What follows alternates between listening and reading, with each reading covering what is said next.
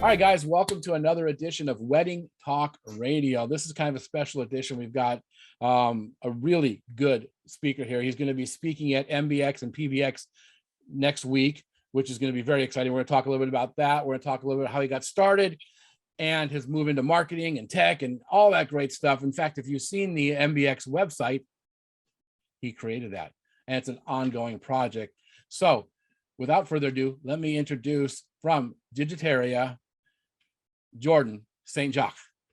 Thanks. Appreciate it. I'm glad to be here. How are you? I'm great. So you started off as a DJ. Yeah, that's right. I mean, like a lot of other DJs, I had a passion for it. My genesis into the business was when I was in residence at the University of Toronto in the late 80s.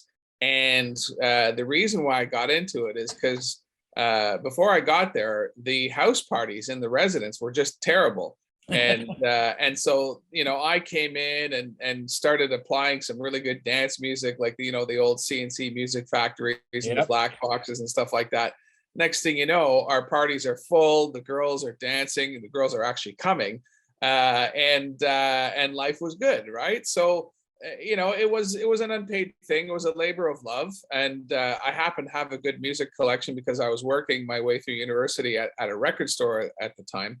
And so, it just grew from there. And, by the end of my college career, I was doing, all the sorority formals, all the pub nights and everything like that.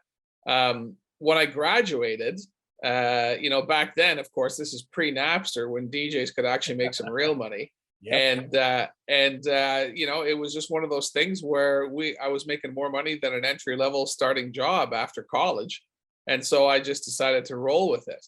And this was probably from about 1991 all the way till about 1998, when, of course, the Napster generation started to hit in. I stayed as a DJ, but I got to tell you, those Napster years were not very much fun because we had specialized in high school dances. I didn't like weddings. And I was too young to really be a good corporate DJ at that time. I was still in my 20s. Not really mature, to be honest with you. And so the high school thing and the frat parties and everything like that, the bigger frat parties, that was my thing, right? And the whole thing with Napster was that any kid with a hard drive could, and a high-speed internet connection, could actually fill his hard drive with music and hence call himself a DJ by burning CDs and stuff like that, the way they did it back then. And that did hurt the business. So from about 2000 to 2004, I was looking for the next thing or the side hustle, whatever you want to call it. I was looking for ways to supplement my income. So finally in 2004, I was living at the time I had moved from Toronto down to Niagara Falls on the Canadian side. And we, myself and a partner at the time, decided to throw a teen club night. And since I was doing a lot of high school dances, I had some inroads into the schools and everything like that. So we were able to recruit a team of street team promoters, and ended up in a situation where our first party, it was fine. We did like 800, 900 kids. It was okay money, that kind of thing. Right. But then what happened in the fall of 2004, something really interesting and relevant, to the whole overall arc of this conversation with you guys this evening, is that MySpace hit critical mass. So one of my little street team girls comes up to me and says, "Why aren't we doing anything on MySpace?" And I'm like, "Well, what the hell is MySpace?" Right? I wasn't a tech guy back then. I could surf, I could email, that's it, right? So she proceeds to bring my partner and I to one of these Kinkos where, no laptops back then. Kinkos you could go rent a terminal from, if you remember, right? Yep, I do. So we go in and we rent a terminal. She shows us MySpace and we fell in love with it because one of the features, if you remember about MySpace, is you could pull up a school and actually see every single person that was on MySpace that had actually linked themselves to that school. Yep. So from a nightclub promoter standpoint, being a target marketer, it was a dream, right? We could pull up, we pulled up schools that were closest to the area that we actually were throwing our parties out of, which is a place called Infinity. If you know Buffalo, it was at a transit road. And actually, during that run, one of our future celebrity guests was actually Rob Gronkowski and his brothers. Oh, wow. They used to come to our parties, right? And Nice. good guys. Fortunately, they never caused any problems because I don't think our bouncers could have handled them even back then. Yeah. So anyway, once we built a teenage oriented profile in Buffalo, right? Localized profile, and we Right. had between parties, we actually built a profile of over 30,000 teenage friends, right? And our numbers went from about 800 a night to 2,400 a night. Wow. From one party to the next. And at 2,400 people, on a standard, teen nightclub promotional deal, which is half the door, Right. we walked out of there with 25 grand. Nice. And compared to like a $2,000 a night video dance or something like that, it's a fair amount of money, right? So at that point, I scaled back on the DJ thing. I took care of my regular clients. At the time, I had a lot of the private schools out of New England, like the Andovers, the Exeters, the Choate Rosemary Halls, the Deerfields, all that kind of stuff. And they just basically said, at the beginning of the year, okay, we need 5 dances. Here's the check for the whole year. And that's it. Like dream clients, right? Nice. So I kept those going, but I stopped actively marketing the DJ service and I poured all my energy into the teen club nights, right? 2004, 2005, we went from Buffalo to, we launched in Rochester, Syracuse, Albany, Allentown, Scranton, that kind of thing. And then in 2006, we ended up in New England and we launched in Providence, in Hartford, and in Boston. Okay. And Boston was the scene of some massive events because there was this place called the Wonderland Ballroom, huge nightclub, fits 3,000 people a night. And 3 different rooms. So we were cycling through and, like over a 6-hour party, we were doing like 5,000 people a night. And that is some big paydays, right? Yes, it is. Yeah. And it was fun. Like, I mean, it was crazy because whereas when you're a DJ of any type, you're relying on the decision of 1 or 2 people, right? If it's a high school, you're relying on the student council, mostly the teacher advisor, right? To make a decision on your hiring. If you're a wedding, you're relying on the bride to make a hiring. If you're a corporate, you're relying on the office manager to make a hiring. Things like that, right? Bar mitzvah, whoever the kid is and the parents.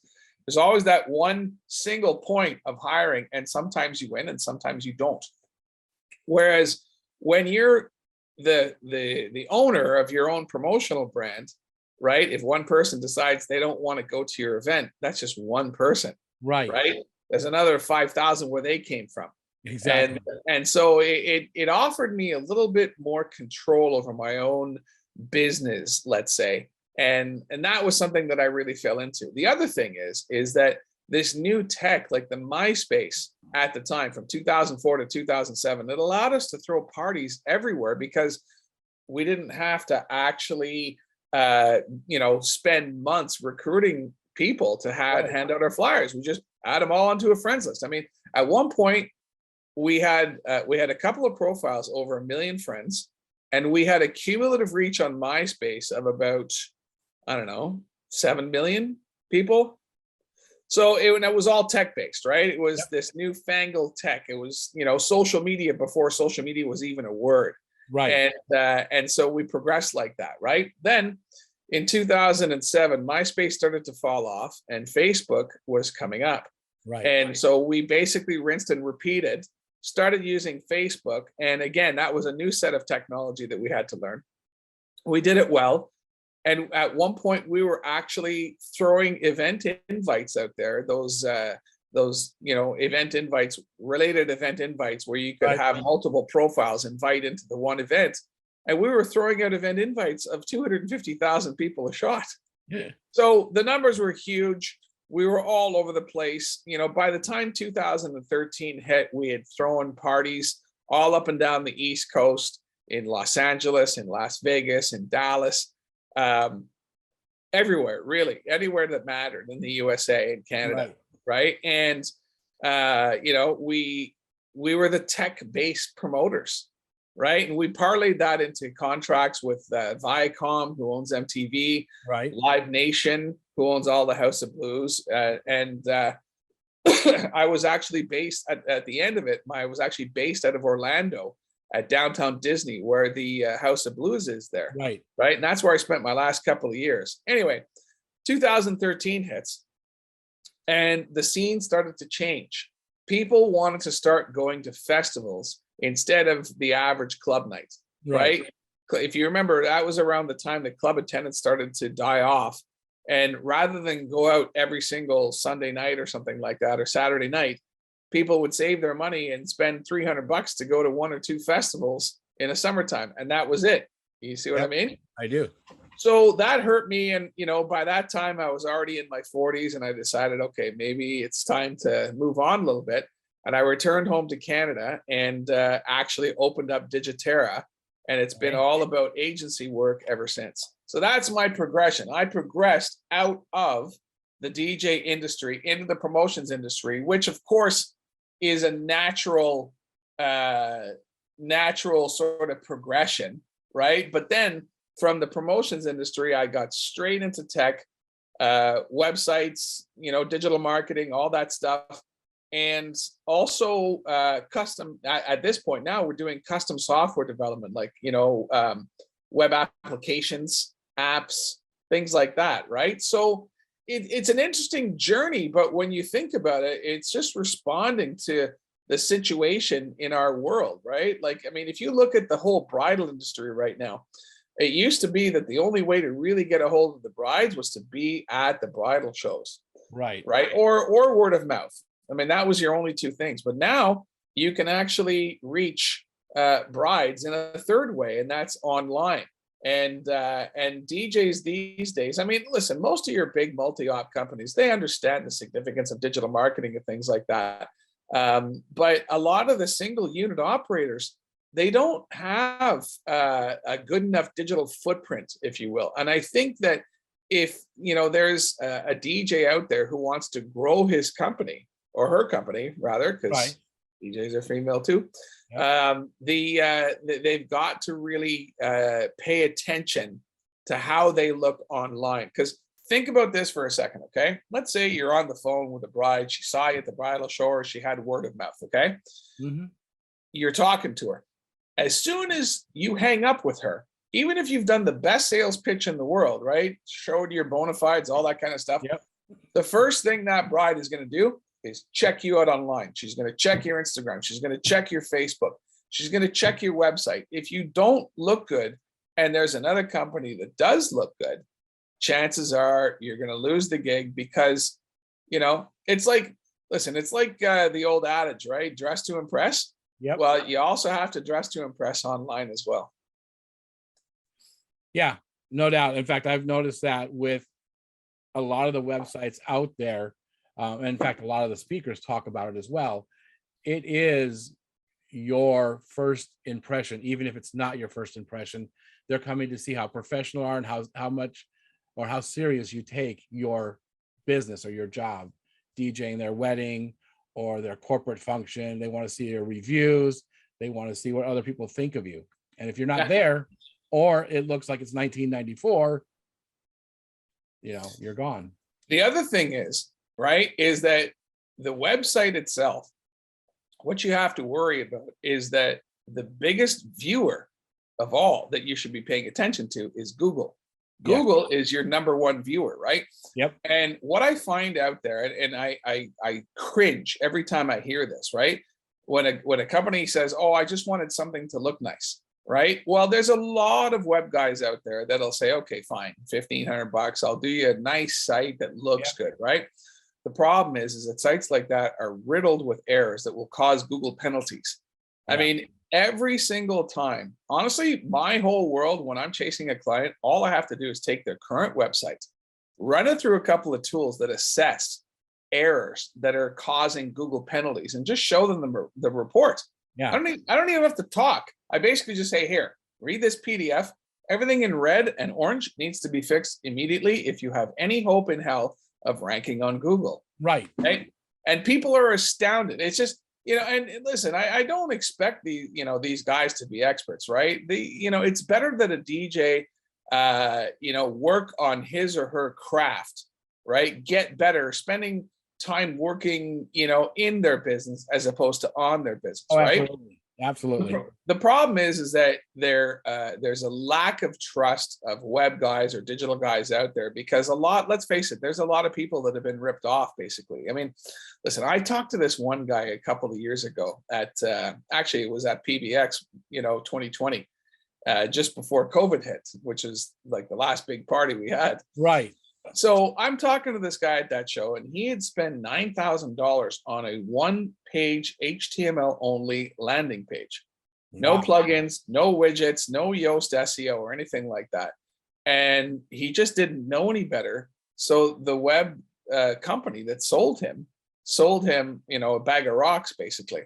Right. And you get a couple of situations like that, and they get around, and next thing you know, there's a real hesitancy in the whole industry to actually invest the money they need to look really good. So to be honest with you, that's one of the things that I'm trying to fight as I go forward. And part of that is the seminars.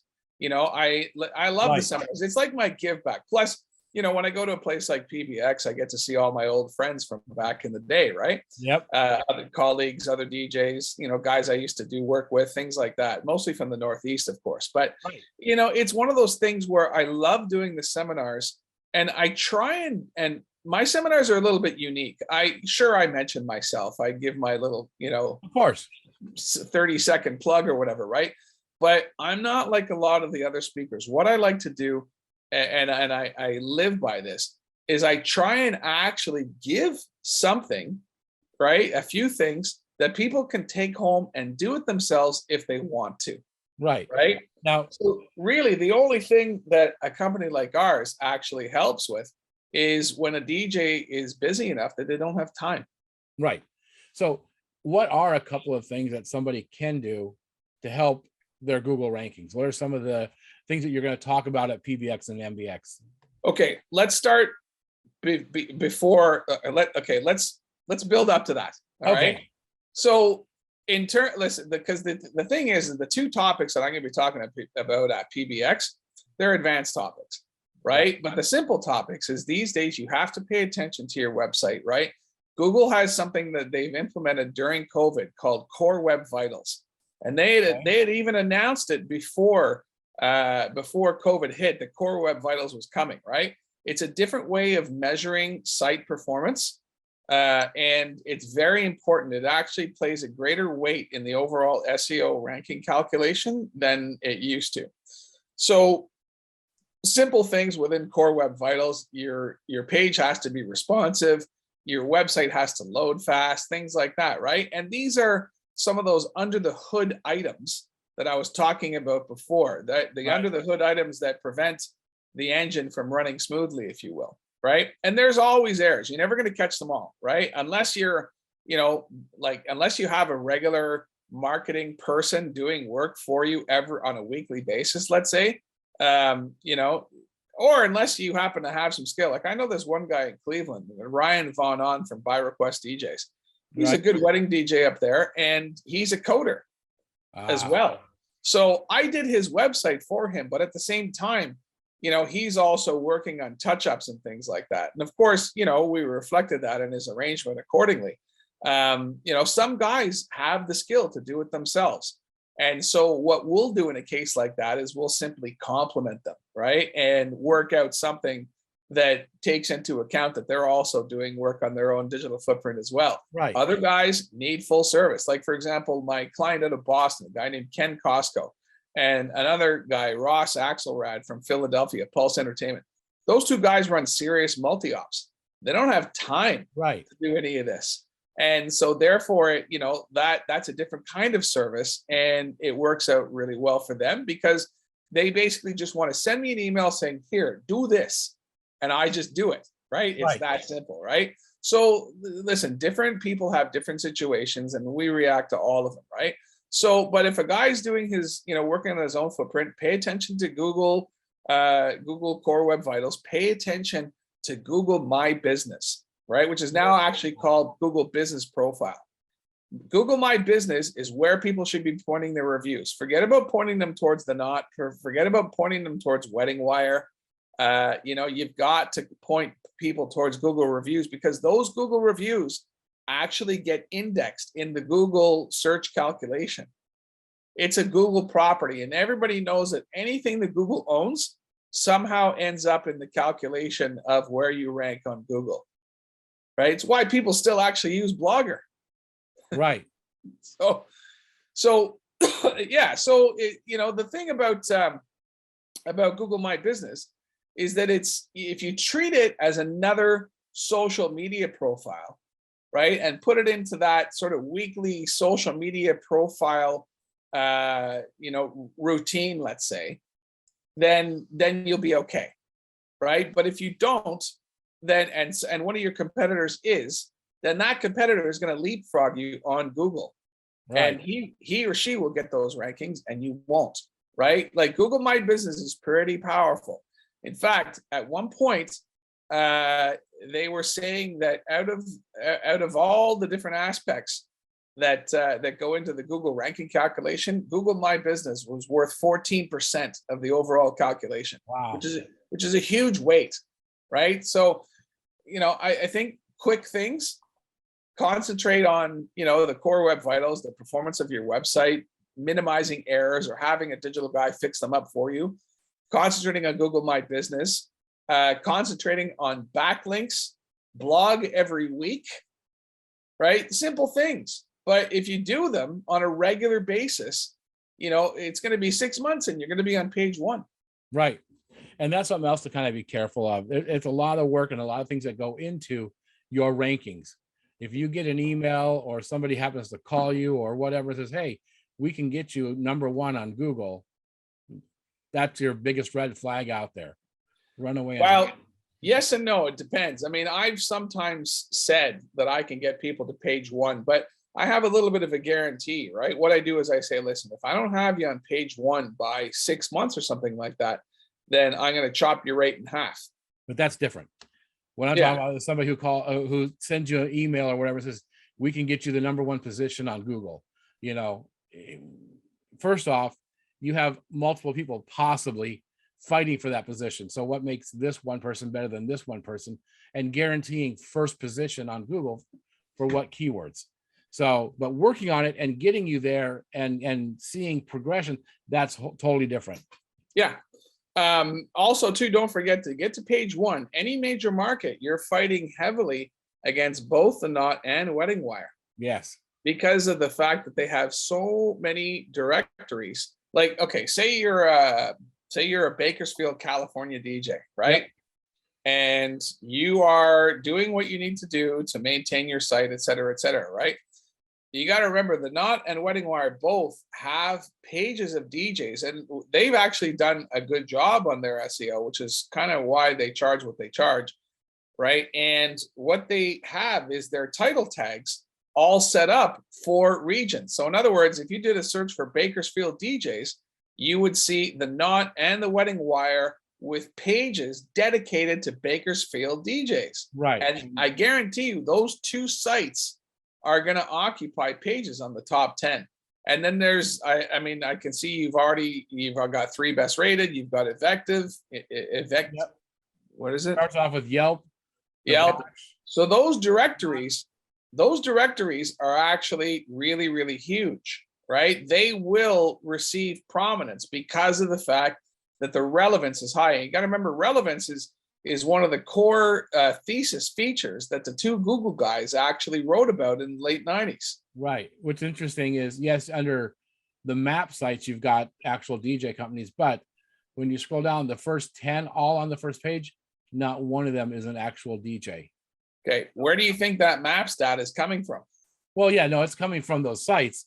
And but the map site stuff comes from your Google My Business, I believe, right? That's right. Google My Business. That's where the maps data comes from. So the thing is that you've got to consider multiple things. The other thing that a lot of people don't, and this is one of the most common errors within DJ websites, okay?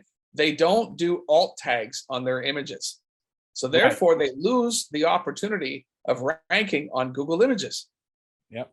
Another thing that that a good web guy will do for you, whether it's part of the website or whether it's like an aftermarket kind of, after published kind of marketing deal, is structured data. Nobody pays attention to structured data in the DJ world, right? Where you actually specify, certain elements to be pulled. Like here's a good example that in layman's terms, okay?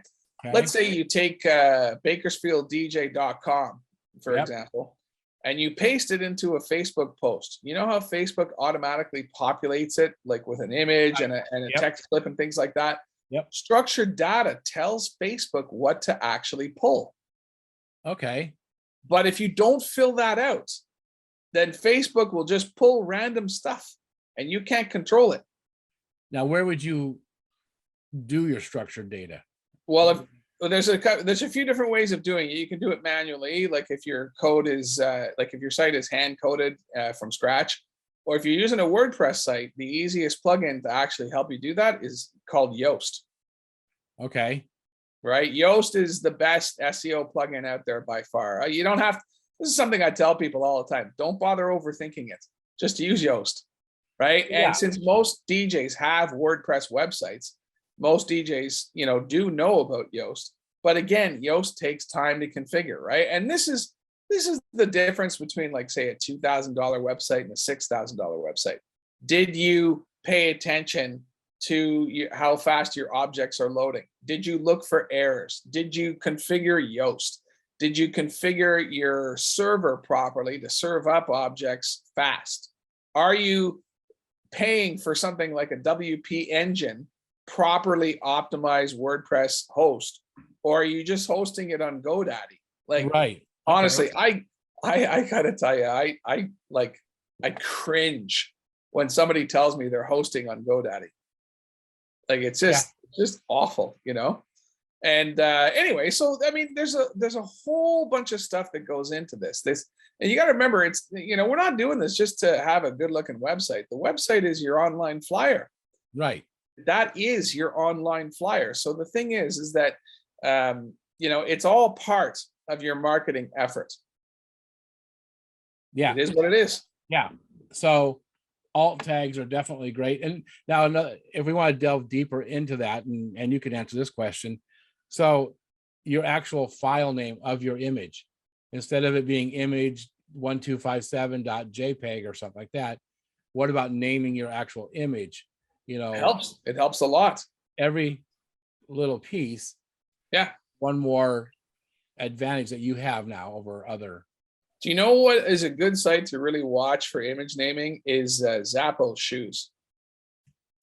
Yeah. I realize that it's not an industry website for what we're talking about here, but Zappos actually renames everything. Like, for example, they'll have like, black dash sequin dash pumps dot JPEG or something like that, right? Right. And those allow Zappos to actually rank really, really high in Google Images, right? You got to just think like a newspaper headline, right? Like, so for example, if you've got a gallery of pictures from a wedding, right? Name them Bakersfield dash wedding dash Mr. and Mrs. Smith or something like that, right? Or the dates or the venue, right? And because then you actually end up, when somebody searches for that venue, right, then your images will actually come up as well. So you can do a little bit of SEO piggybacking, I like to call it. Right. Yeah, exactly. So if they're looking for, the Bakersfield Marriott, and you've got pictures from a wedding that you DJ'd there, or you did photo booth there, and you happen to have those pictures. And of course, with those pictures, you want to make sure you have permission to use them from the client, and you call it Bob and Susie's wedding at the Bakersfield Marriott guest shot, whatever you want to call it, but just you're thinking of the keywords that are going to show up on Google that somebody might search. Yeah.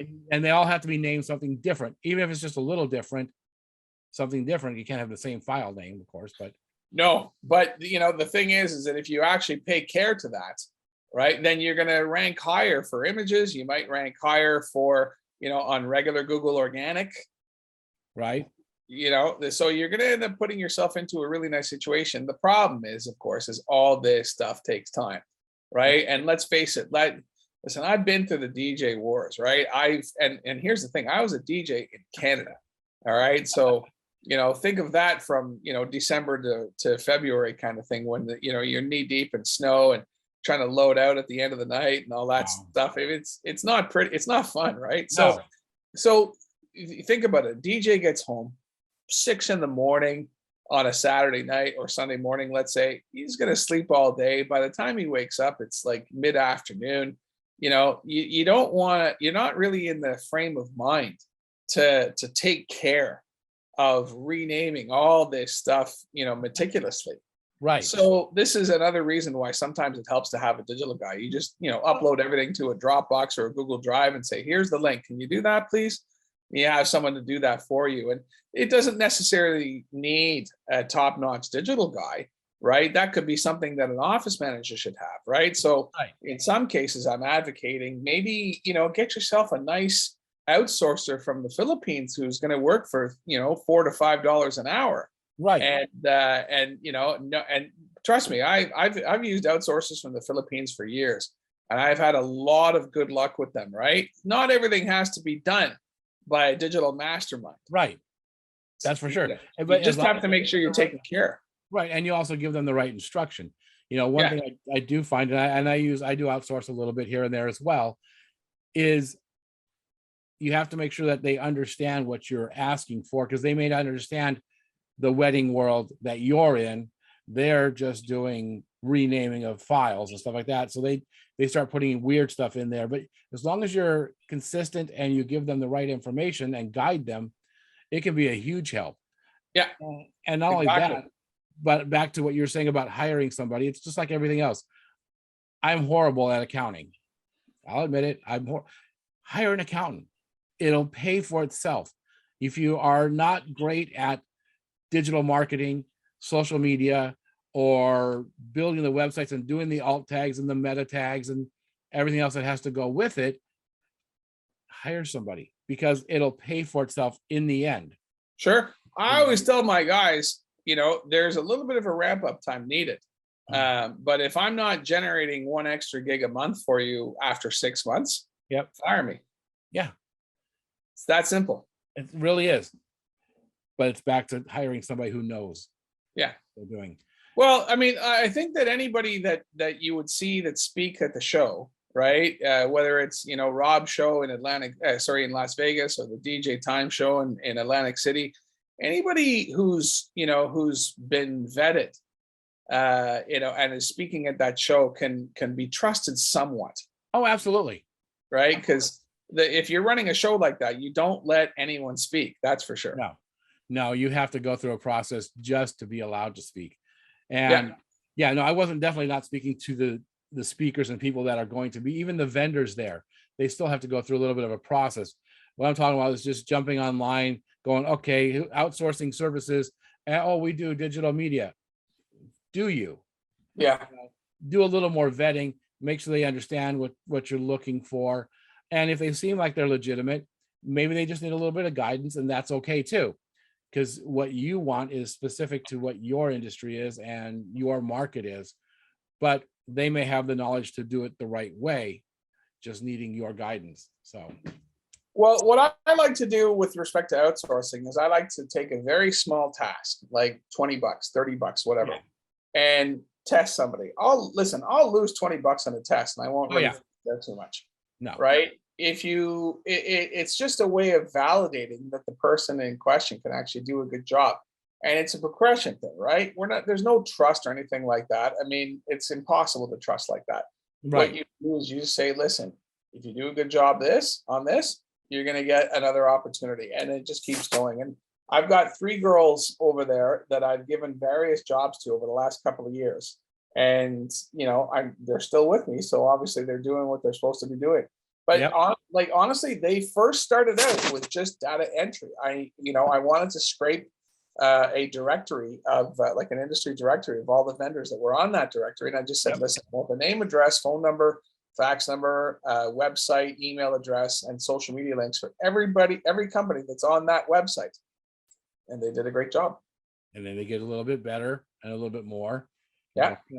Wow. Well, I'm excited to see you at Photo Booth and Mobile Beat, because our mobile entertainment, I got to remember that. I've known Ryan before Rob took over and been going to the show since the early 90s. So it's a little bit of a struggle for me to remember to say mobile entertainment, but nonetheless, Well, I think they're relaunching the magazine, and they're gonna keep the Mobile Beat name for that.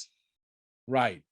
But it's an exciting So show. I mean, if for no other reason, you know, the exhibits are great, the classes are great. You can go to a class like yours, and the cost of the ticket will more than double and pay for itself by going to one class alone.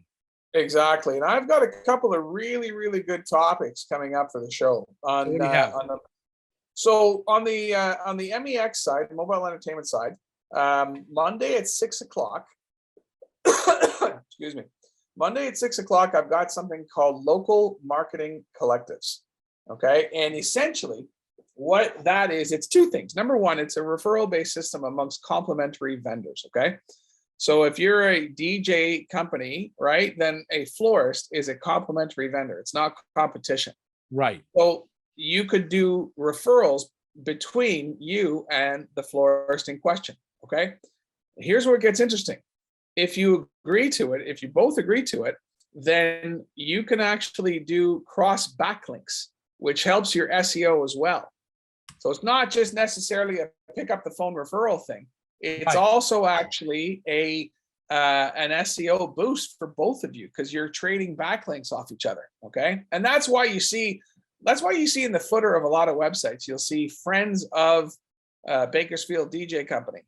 Right. Right. And there'll be a florist there, there'll be a venue there, or multiple venues or multiple florists. Every backlink that Bakersfield DJ company puts in there, right, is a backlink in favor of that vendor. And if you make sure that they reciprocate, then it's a prominent backlink. Okay. Taking it one step further, local marketing collectives can actually be used to actually form a local website. Like, for example, one of the things that we're doing for Ross Axelrad in Philadelphia, and Ken in Boston, and a few others, is a website saying Philadelphia wedding suppliers. Yeah, I'll give you an example. We actually have one here. We have and we run this as well, the Kern County Bridal Association. Well, I think yours is a little bit more extensive. Yeah. Because of the fact that you've got some bridal shows in there. I don't think my guys are going to get into doing their own bridal shows. No, but the directory point is more of what we're, Yeah. Well, that's exactly it. And each one of those entries, right? If you have the website listed on those entries, that's a backlink. And that, listen, one backlink by itself is not the be all end all. But if you just keep acquiring backlinks that are relevant to the industry, that's part of the whole SEO program. Every little bit helps. Every little bit helps. So we've done a couple of these now, and we've judged the success. We've been through the pains, the pain points and things like that. And so that's what that seminar is going to be about. Okay. Yep. Then on Tuesday, on the photo booth side, I'm at 2:00. I'm doing something called trend marketing. Okay. And trend marketing is something that I loosely call hopping on the bandwagon. Okay. So are you like an NBA fan at all? Yeah. Yeah, Okay. absolutely. You heard about this Ben Simmons situation in Philadelphia? I have not yet. Okay. Ben Simmons he got roasted after last year's playoffs because there were some deficiencies in his game, and turns out that he can't shoot. So he got roasted by the public, and he, kind of pulled a little bit of a temper tantrum and all that kind of stuff. So this was big news in Philadelphia, right? And my buddy Ross, who owns Pulse Entertainment in Philadelphia, puts up a billboard, basically says, "Don't be a crybaby." Okay. But he brands the billboard with his DJ company. Right. Right. I mean, listen, I can't remember the exact billboard. I have a copy of it somewhere, but the point is that Ross used this locally happening event, this local trend, to actually sort of insert his brand name into the whole mix. Right. Right. And because of that, he received some extraordinary recognition. Nice. right? That's trend marketing. And I'm going to talk about the different kinds of trend marketing, how to achieve it, what to watch for, things like that. I myself actually am a good proponent of trend marketing as well. And recently I just bought the domain name tombrady.day, and I'm waiting for his retirement party so that I can put up a site and basically say Digitera wishes Tom Brady, the best in retirement. Tombrady.day is going to get SEO juice simply because of the name. Yep. People are going to be searching for Tom Brady Day. Whose site do you think is actually going to come up? It's going to be mine. Yep. So another form of trend marketing, and which shows that trend marketing isn't just necessarily organic. Trend marketing is also good for SEO. Yeah. Well, awesome. So that's my 2 o'clock on the Tuesday. There's also a couple of other. Just give me a second here. There's a couple of other shows that I'm going to recommend just simply because I'm interested in them. Mike Marquez, I think he's 1 o'clock on the Monday on the mobile entertainment side. Okay. Mike is a streaming expert. Okay. He's a club guy. He's not really a mobile guy, but he's taken his rig, his console out all over different locations outside in New York City. And he's been streaming once a week for the last, year. Which one is it? Mike Marquez. Did I pass him up already? I'm pulling it up. Oh, there he is. Mike Marquez. Yeah. Bending your brand. Monday, 1 o'clock. Yeah. On the mobile beat side. Yeah. I'm looking forward also to the after party on Monday night, which is the that DJ takeover organized by Michelle Miller. Yep, right here. 8 o'clock. I know Michelle put a lot of energy into choosing some really, really great DJs into spinning at that after party. So that might be worth it, even though I don't know, I'm a little bit too old now. So maybe I might make the first hour and then, call it a night kind of thing. But head off the bed. Yeah. Yeah. So it's just one of those things where, it's a good show. I think Rob has been setting some records in terms of room sales and attendance tickets and things like that. I think everybody's really out to have a good time and return, because don't forget last year PBX was canceled. Right. So this is 2 years now. He hasn't had a real show, and people really like this show. The South Point has got some, it's not like one of these luxury casinos where the rooms are $400 a night. It's a, folksy place. Yeah. And I think people really like it. There's going to be a lot going on. In fact, if those of you that are listening and you're listening to this before the 16th of February, okay, which is really only a couple days away, Rob gave us a discount code for your key pass of like $120 off. But you got to go listen to that one, or at least look it up on weddingtalkradio.com and then look up Rob's interview, because it is on there as well. And you can go to both shows and just get a wealth of information. So it's definitely worth it. There you go. It's going to be a great time. Don't miss it. Well, I look forward to seeing you there, sitting down, maybe having some lunch and, partying until maybe 8:30 with you. Maybe 9.